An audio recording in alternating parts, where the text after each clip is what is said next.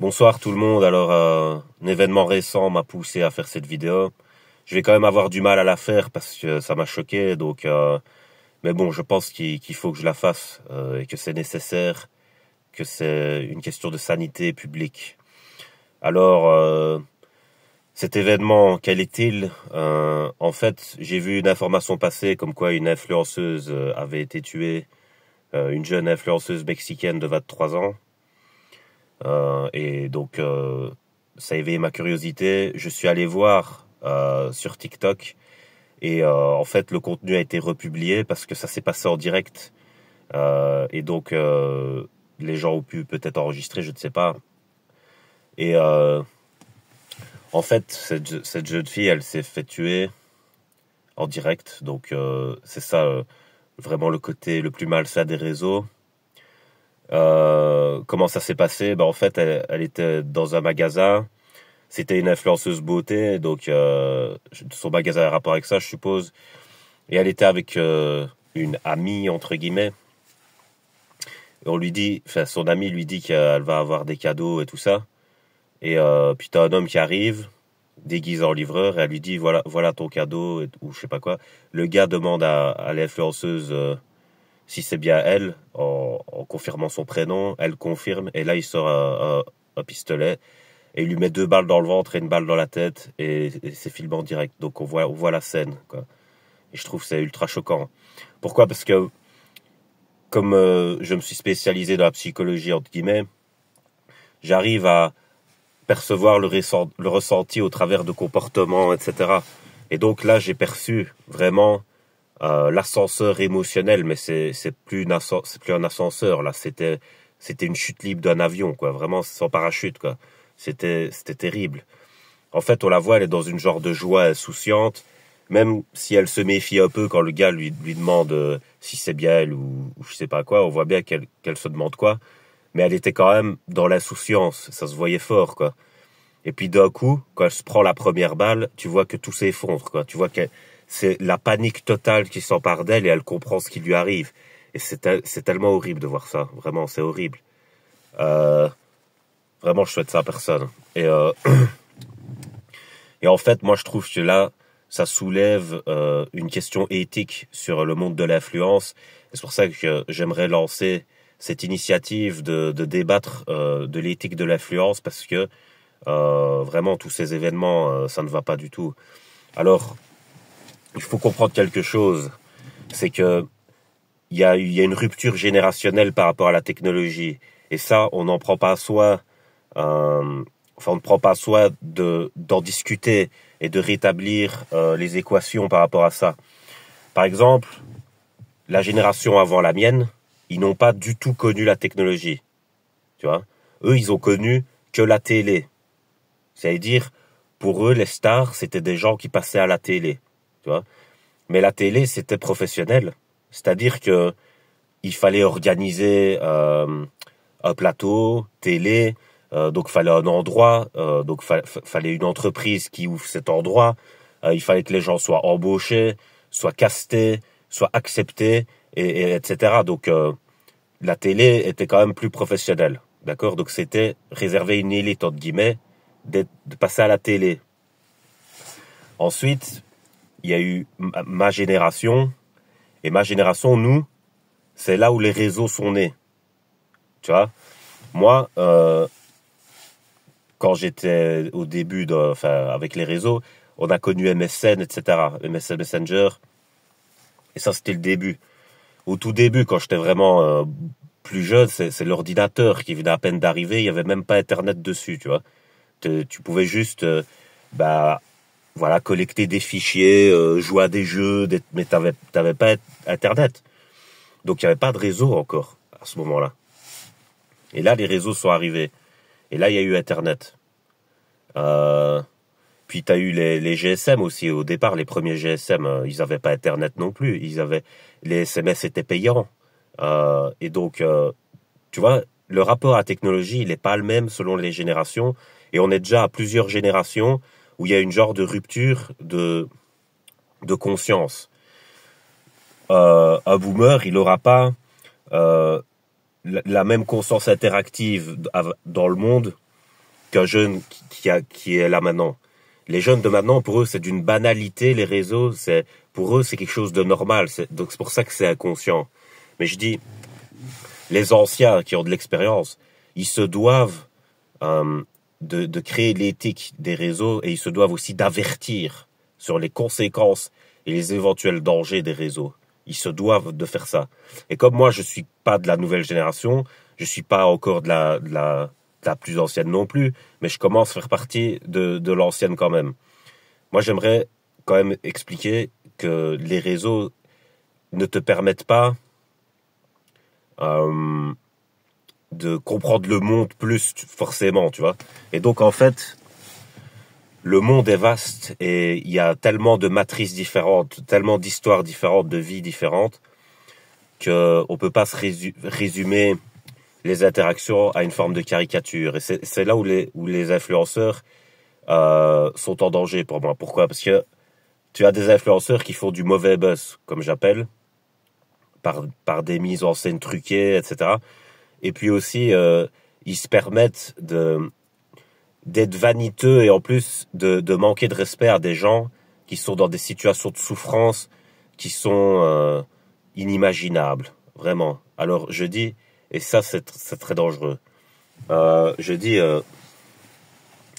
dis c'est important d'avoir de l'humilité quand on est sur un réseau. Pourquoi? Parce que notre voix s'exporte vraiment à des endroits où on ne sait même pas qu'elle s'exporte, tu vois.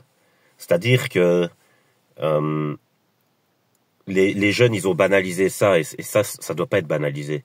Tu vois, eux, ils se disent, voilà, je veux parler à telle personne, je fais un vocal, je me filme, je l'envoie, et toute leur vie, ils vivent comme ça. Mais alors, quand ils postent quelque chose, ils le postent de la même façon qu'ils auraient parlé à leur meilleur pote, tu vois.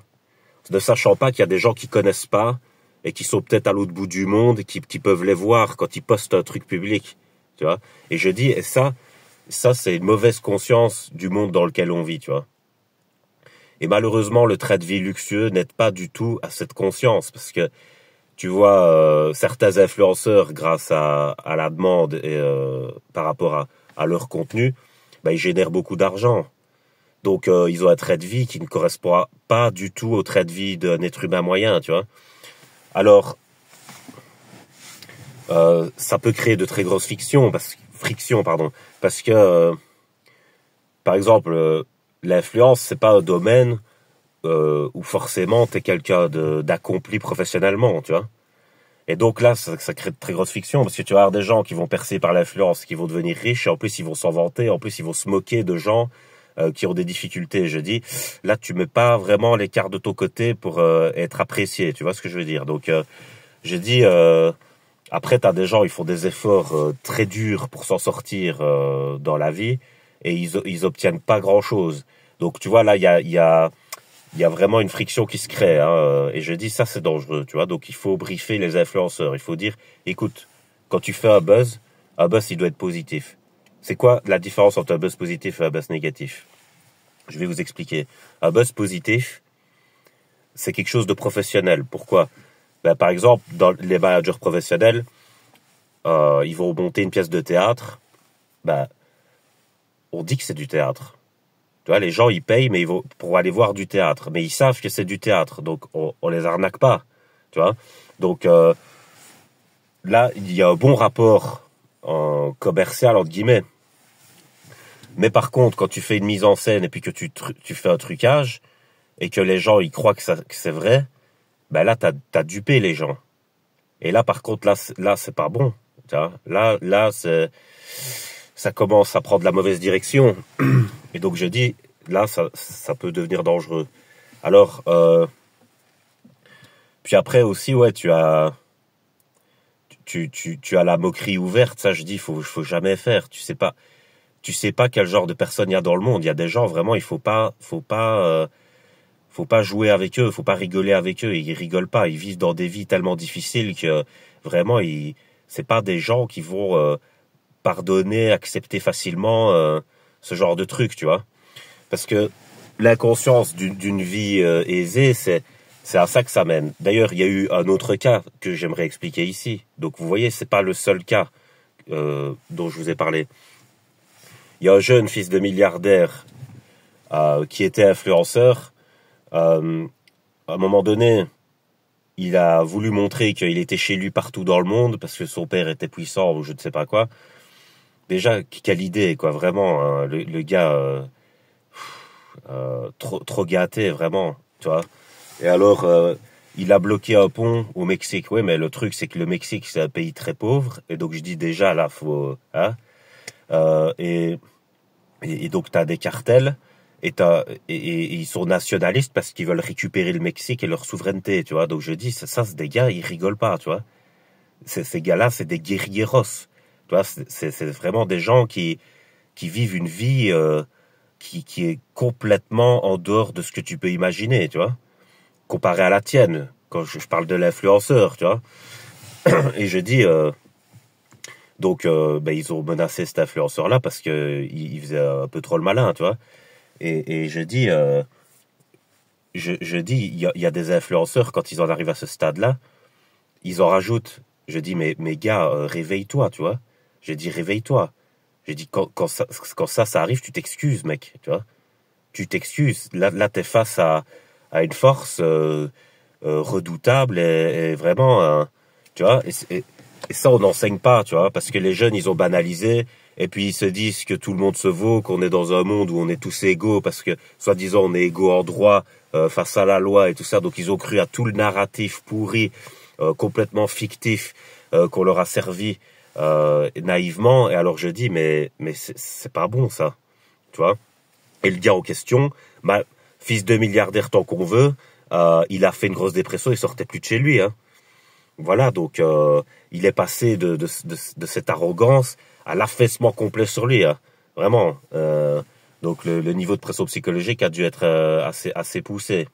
Euh, et c'est ça que je dis. Je dis les gars, les influenceurs, voilà, c'est à vous que je m'adresse. Je dis euh, que vous deveniez riche, ben tant mieux, que vous ayez une belle vie, tant mieux pour vous, profitez-en.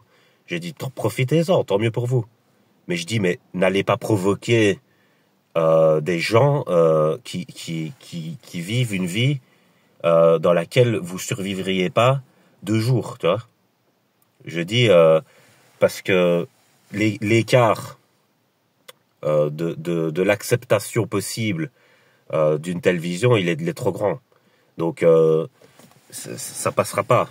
Donc je dis les gars, quand vous faites du buzz propre, positif. Quand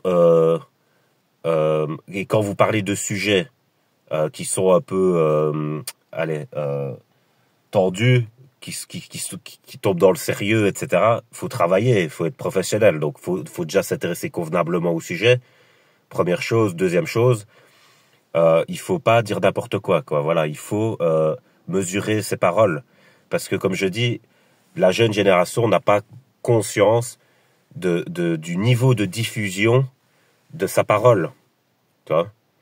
Et c'est ça qui est triste, c'est parce que après il leur arrive malheur, mais le pire c'est que ils sont innocents dans un sens parce que ils ont pas mesuré, tu vois. Pour moi, ils ont pas conscience. Et d'ailleurs, je vais vous avouer un truc.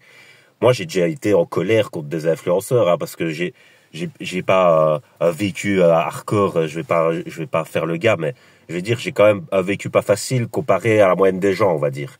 Et donc quand on a qui ont cette arrogance là parce que ils ont grandi dans une famille riche et qu'ils ont étudié devant leur piscine et puis qu'ils se permettent de te faire des leçons de comment tu dois vivre, je dis parfois je l'ai là, tu vois. Et alors qu'est-ce que j'ai fait moi pour relativiser ça et pas entrer dans ces schémas de tension. Enfin si, malgré moi c'est arrivé, mais bon, voilà, j'essaye de que ça n'arrive pas, j'essaye de passer outre. Qu'est-ce que j'ai fait, moi? Je me suis dit, mais en fait, ils sont inconscients, en fait. Ils sont comme des enfants de 5 ans, tu vois. Je dis, ils n'ont aucune richesse intérieure. Je dis, ok, ils ont de la richesse extérieure, c'est possible. Je dis, mais c'est tout. Intérieurement, ils sont nulle part dans le développement, tu vois. Donc je dis, quand c'est comme ça, tu fais pas comme si l'autre était à ton niveau, tu vois, et que tu devais lutter avec ta force maximale avec quelqu'un de ton niveau. Tu dis, ok, c'est juste quelqu'un qui sait pas ce qu'il raconte, tu vois. C'est juste quelqu'un qui est dans sa bulle et qui comprend rien d'autre. Et je dis, donc là, je relativise et je dis, ok, c'est bon. Donc je dis, au lieu de m'énerver, j'écoute pas, tu vois. Je dis, c'est bon, je passe, c'est pas intéressant. Je vais donner mon attention à des sujets plus intéressants. Et puis voilà, c'est tout. Donc je pense que c'est comme ça qu'il faut faire. Et je parle pour le public là, qui éventuellement aimerait pas certains influenceurs ou des trucs ainsi. Je dis, je dis, il faut poser une structure là-dessus parce que vraiment c'est à cause de cette déstructuration de diffusion que vraiment il se passe des trucs qui sont abominables. Parce que pour moi, la pauvre jeune fille qu'on voit là, pour moi, elle était dans l'insouciance et ça se voit. Ça se voit ce qui lui arrive, comment elle y réagit. Je dis non, c'est trop, tu vois. Je dis donc, et je ne sais pas pourquoi. Peut-être qu'elle a dit quelque chose qu'il fallait pas. Peut-être qu'elle a eu des attitudes qu'il fallait pas. Peut-être que ça date en fait. C'est une succession d'altercations qui ont mené au drame, tu vois. Espérons que au moins il y ait ça à sauver, que ce soit le cas, que ce soit dans la temporalité longue qu'il y ait eu de la friction entre les personnes et que c'est finalement simplement l'abus qui a mené à cette histoire.